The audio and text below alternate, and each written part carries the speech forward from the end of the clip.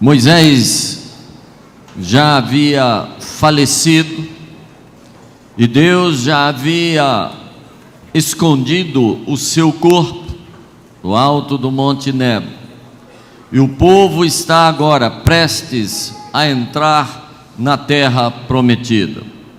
Josué tem que encarar o desafio de substituir Moisés perante aquela multidão. Josué era um dos únicos sobreviventes, ao lado de Caleb, daquela primeira geração que saíra do Egito para conquistar a promessa, mas por causa da sua rebeldia, da sua teimosia e da sua incredulidade, havia ficado sepultado nas areias quentes do deserto. Agora é uma nova geração. Agora é um novo líder, Josué. Josué nunca havia, como Moisés, jogado um cajado no chão e o cajado havia se transformado numa cobra. Josué nunca havia tocado nas águas e as águas se transformado em sangue. Josué nunca havia convocado uma multidão de gafanhotos para dizimar o Egito, nem tampouco conclamara um enxame de moscas que sobrevoaria apenas o Egito e não entrariam na terra de Gósen. Josué nunca havia feito o sol escurecer, nem havia feito o mar vermelho se abrir. Josué nunca havia feito água sair da pedra, nem nunca havia invocado cordonizes para se entregarem para o abate, para matar a fome do povo em pleno deserto, enjoado que estavam de comer o maná que chovia a cada final de dia. Portanto, o currículo de Josué não era nada excepcional. Excepcional era o desafio que ele tinha pela frente.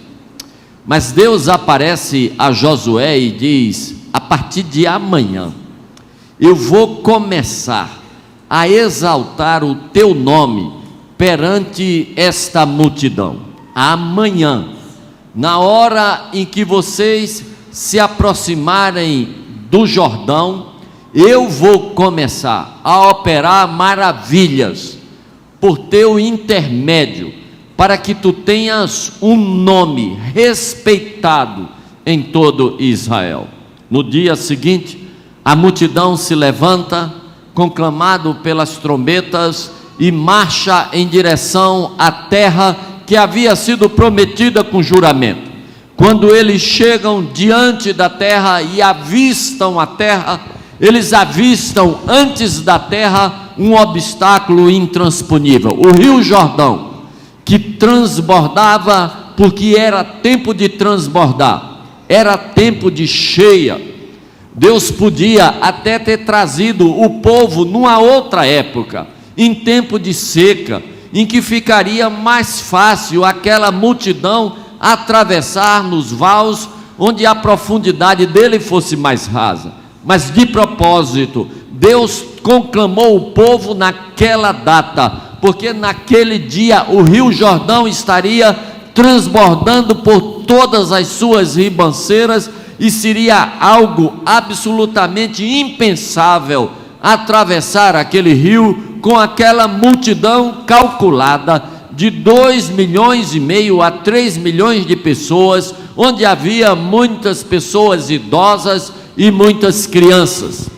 E então Deus cumpre a sua promessa a Josué, e por ordem de Josué, os sacerdotes que levavam a arca caminham em direção ao rio, e quando as vestes dos sacerdotes tocam na água do rio, o rio para de correr e começa a se acumular para trás, em direção norte, em direção da sua nascente, e ele seca desde aquele ponto onde está a Arca da Aliança, até embaixo no sul, onde fica o Mar Morto.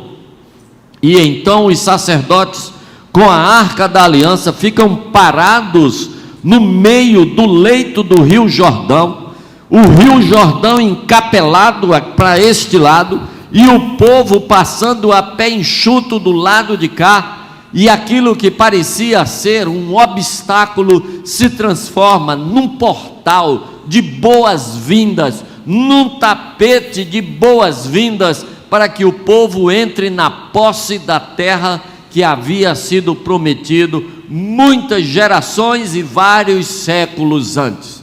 E o povo entra na terra.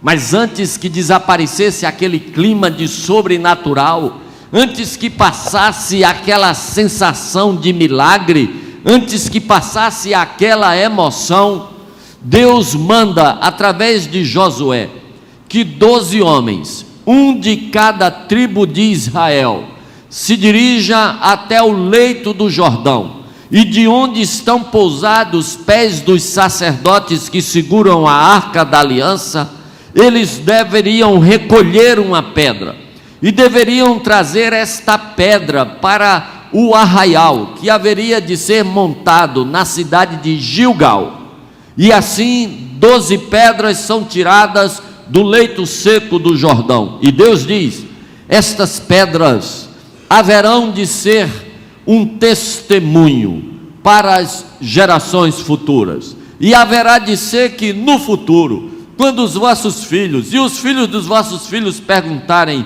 o que significam estas pedras, então vocês contarão a história, vocês dirão: nós chegamos aqui para tomar posse da terra, mas o rio Jordão transbordava, porque era tempo de cheia, não havia como nós atravessarmos o rio Jordão. Então Deus mandou que a arca da aliança antecipasse o povo e se dirigisse para o rio, e quando as vestes dos sacerdotes tocaram na água, a água parou de correr, o rio começou a se encapelar para trás em direção ao norte, e secou em direção sul, e nós passamos a pé enxuto, e estas pedras foram tiradas do leito seco do Jordão, onde repousavam os pés dos sacerdotes, e Deus assim iniciou as suas maravilhas na terra de Canaã.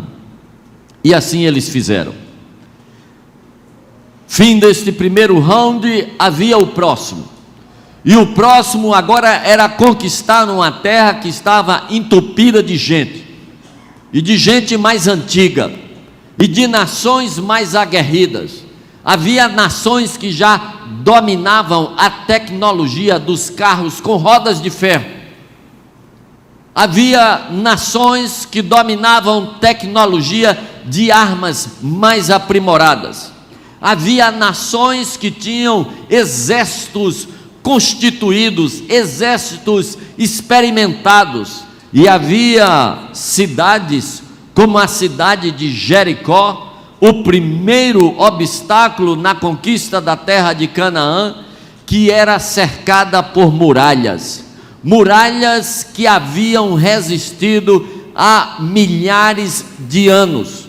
A cidade de Jericó é considerada uma das cidades mais antigas do mundo, e esta cidade era antiga porque ela sobreviveu aos ataques dos beduínos, sobretudo dos nabateus, que surgiam do nada, entravam nas cidades, saqueavam as colheitas, roubavam, raptavam as donzelas e os meninos, e desapareciam, deixando para trás um rastro de destruição.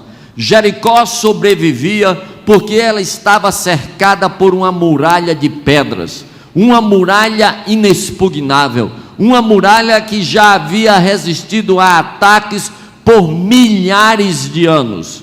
E este será o próximo round do povo de Deus. Este será o próximo desafio para Josué.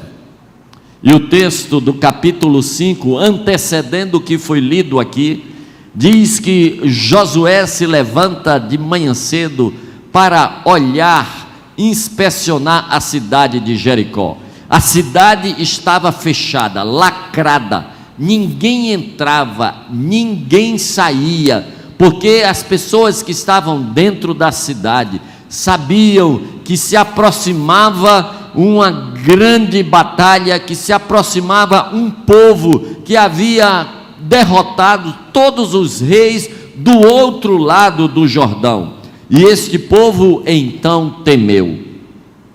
Josué se aproxima da cidade, vê aquela muralha colossal, e então Josué vê um homem segurando uma espada nua, para dizer que a espada não estava embainhada, a espada estava na mão.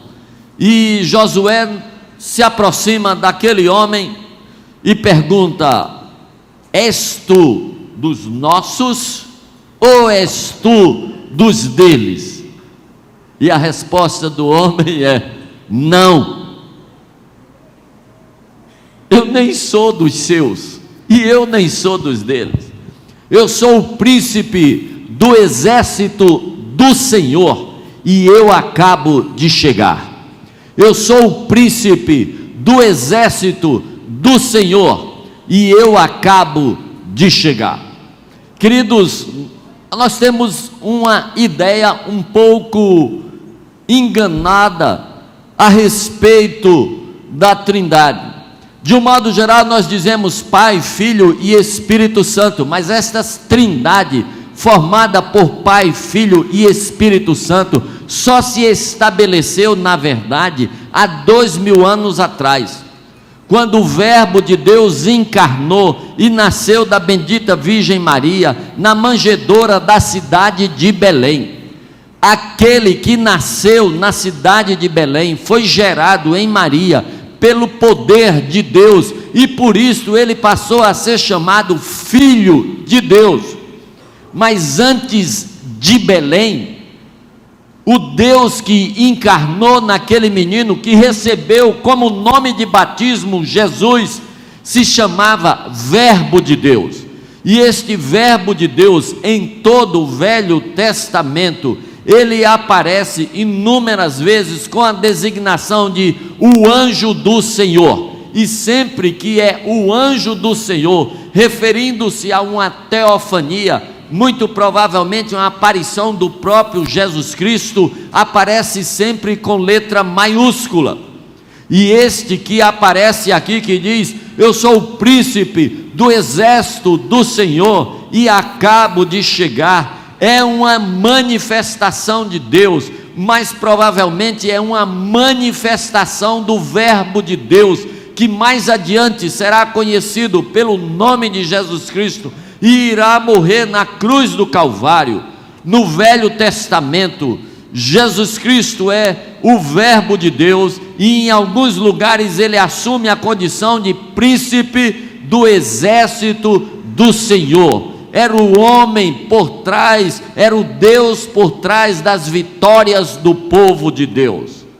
E tanto é assim, que ele se dirige a Josué e diz: tira as sandálias que estão nos teus pés, porque o lugar onde tu estás é terra santa. E Josué então se lança ao chão e adora aquele que ele pensava que era um mero soldado. E então Jesus revela e diz: você está se preparando para a batalha que vai começar amanhã, mas eu quero lhe dizer uma coisa: do meu ponto de vista, a batalha já terminou. Eu já te dei, eu já te dei, eu já te dei a cidade de Jericó, o seu rei e os seus valentes. Está todo mundo trancado lá dentro, estão só embalados para presente. Eu já te dei, eu já te dei a cidade, eu já te dei as muralhas da cidade, eu já te dei os portões da cidade, eu já te dei o rei da cidade, eu já te dei os soldados da cidade, eu te dei o povo da cidade, eu já te dei a cidade, é fato consumado. Agora deixa eu dizer como é que você vai fazer para tomar posse dela. Você vai convocar o povo e vai botar o povo para arrodear a cidade. Eles vão sair daqui de Gigal, vão vir a Jericó, vão arrodear a cidade de Jericó e vão voltar para Gigal. Vão fazer isto uma vez durante 6 dias. No 7º dia, eles vão arrodear a cidade 7 vezes. Todas estas vezes vão fazer isto em absoluto silêncio. O único som que se ouvirá será o som de 7 trombetas de chifre de carneiros, que 7 sacerdotes estarão tocando adiante da arca da aliança. Ninguém fala nada, ninguém cochicha, ninguém murmura, todo mundo vai contornar a cidade o tempo inteiro, escutando o sonido das trombetas de chifre de carneiro.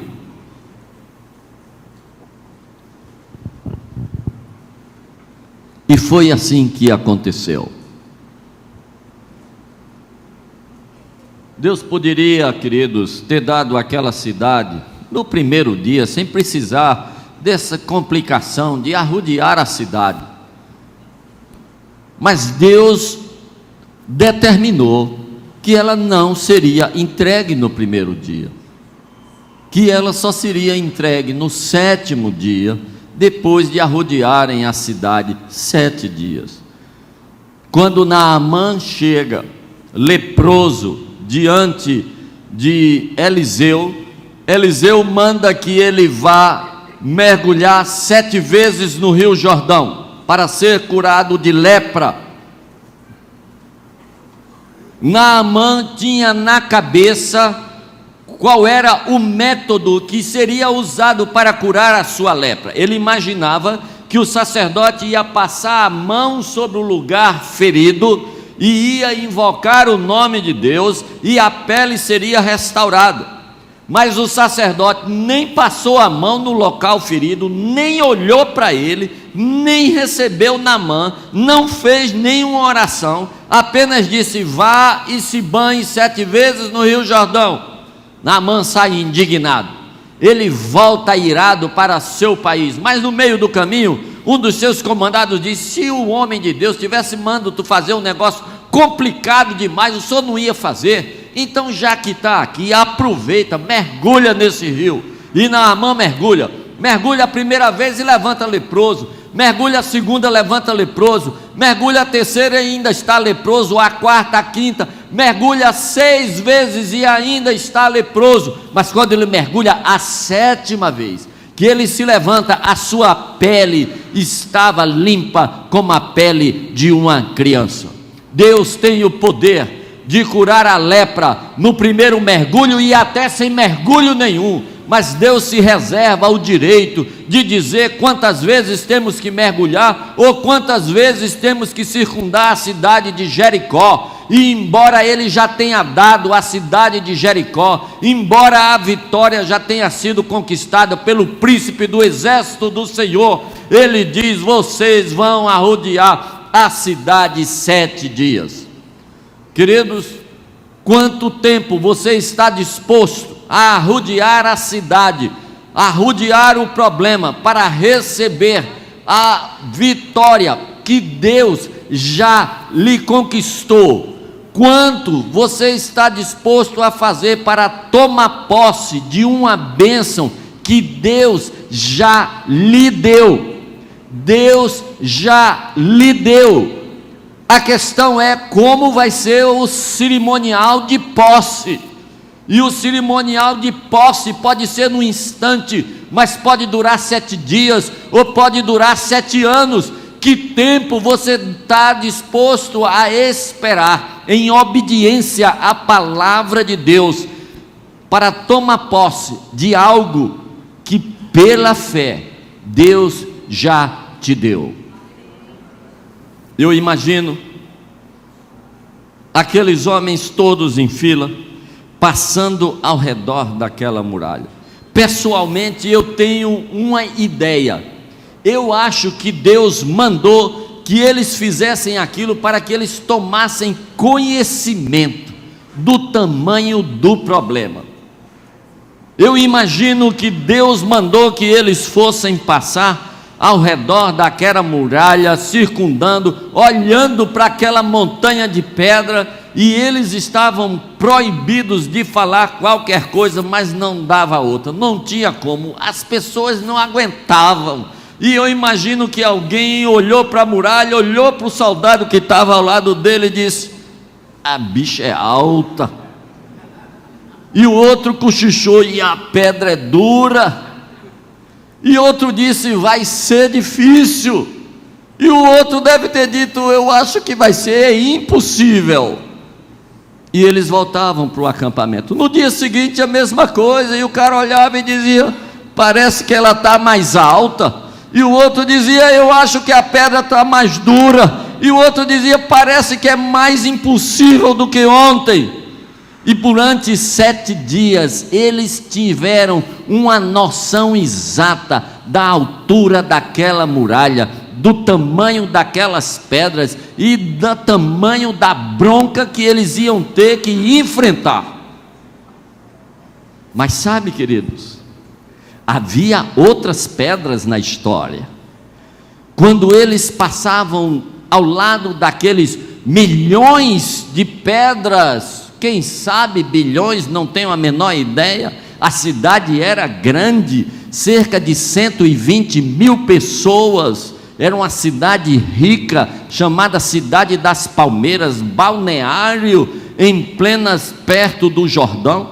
Depois de contornar as muralhas, eles voltavam para Gilgal, e em Gilgal não tinha uma muralha, em Gilgal tinha 12 pedras, somente 12 pedras, que estavam reunidas no memorial.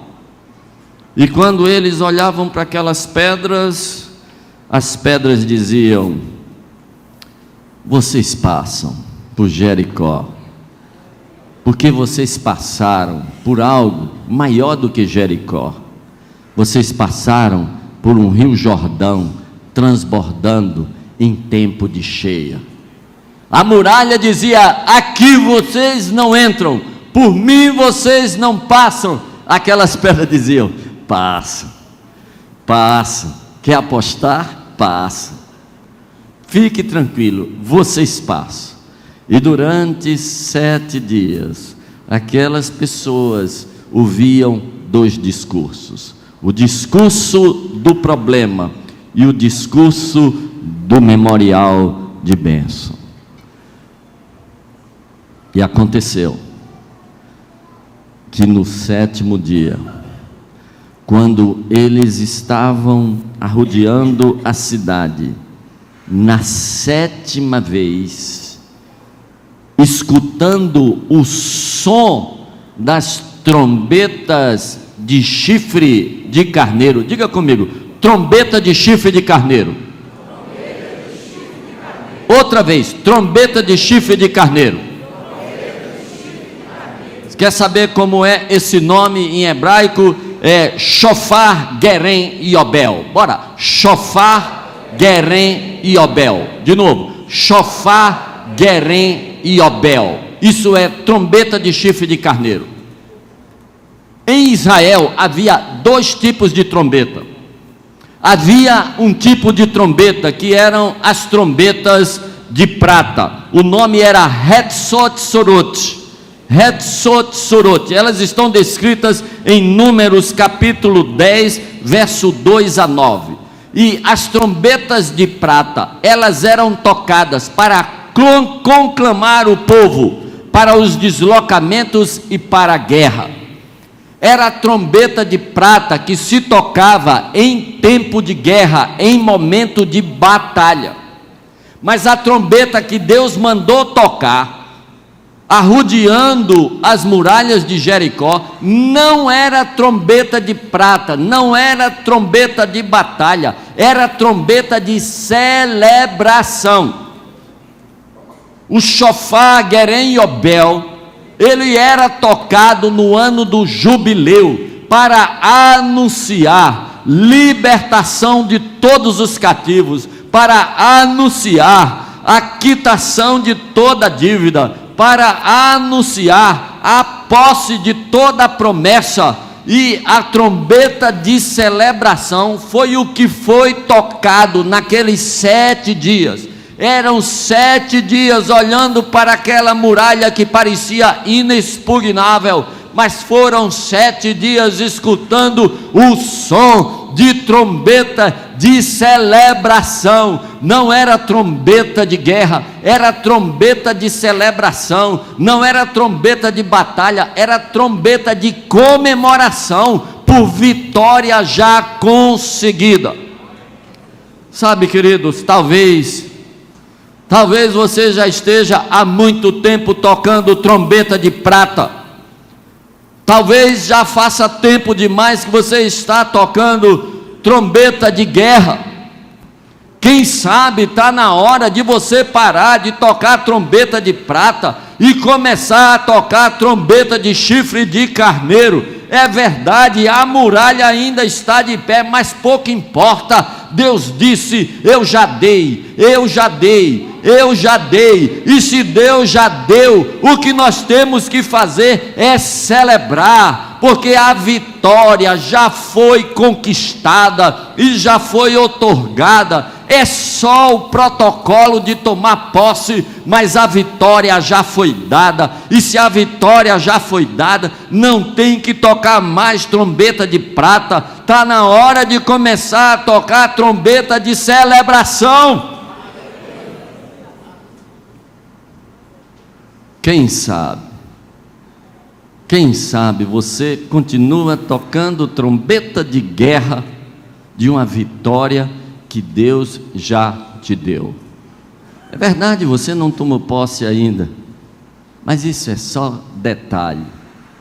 Ela já é sua. A vitória já é sua. A vitória já é sua. Jesus Cristo disse: tudo que com fé pedirdes, crede que já recebeste. Crede que já recebeste, e será assim convosco. Tudo quanto com fé pedirdes, crede que já recebeste, e será assim convosco. Marcos 11, 24. Hebreus 11, 1 diz: fé é a certeza de coisas que se esperam e a convicção de fatos que não se veem. Quem tem fé, para de tocar trombeta de batalha e toca trombeta de celebração. Quem tem fé e já ouviu de Deus: eu já te dei Jericó, eu já te dei a cura, eu já te dei o emprego, eu já te dei a solução para o problema, eu já te dei a libertação das drogas do teu filho, eu já te dei a solução para o teu casamento, eu já te dei a restauração da tua alegria, da tua paz, da tua felicidade, dos teus sonhos, eu já te dei. Então creia e troque de trombeta. Hoje é dia de tocar trombeta de chifre de carneiro. Hoje é dia de celebrar. Deus abençoe você.